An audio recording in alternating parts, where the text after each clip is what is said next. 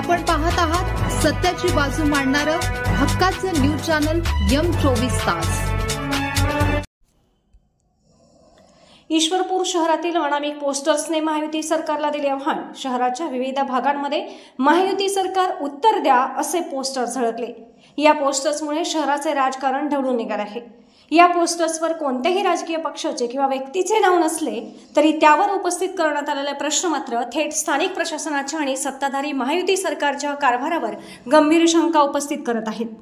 या पोस्टर्सद्वारे शहरवासियांना ज्या मूलभूत आणि महत्त्वाकांक्षी सुविधांचे आश्वासन देण्यात आले होते त्यांच्या सद्यस्थितीबद्दल स्पष्टीकरण मागण्यात आले आहे।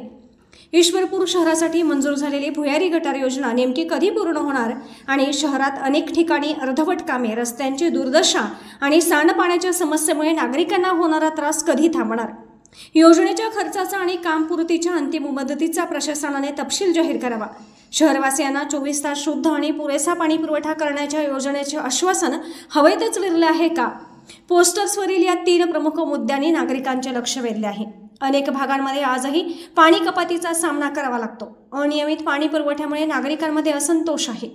योजनेच्या अंमलबजावणीतील त्रुटी दूर करून तातडीने पूर्णवेळ पाणी पुरवठा कधी सुरू होणार याचे वेळापत्रक जाहीर व्हावे। केंद्र सरकारच्या स्वच्छ भारत अभियानातून शहराला मिळालेल्या कोट्यावधी रुपयांच्या निधीचा वापर कुठे आणि कसा झाला?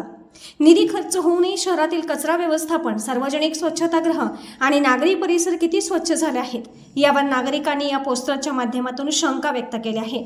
या पोस्टर्सवर कोणाचेही नाव नसताना केवळ लोक विचारत आहेत असा उल्लेख असल्याने ही गोष्ट अधिक लक्षणीय ठरली आहे। तर एकीकडे सत्ताधारी महायुतीला थेट भिडण्याऐवजी त्यांच्या कार्यकाळात झालेल्या चुका नागरिकांच्या माध्यमातून मांडून राजकीय कोंडी करण्याची ही विरोधी पक्षाची एक नवी आणि प्रभावी चाल असू शकते का असा सवाल उपस्थित होत आहे।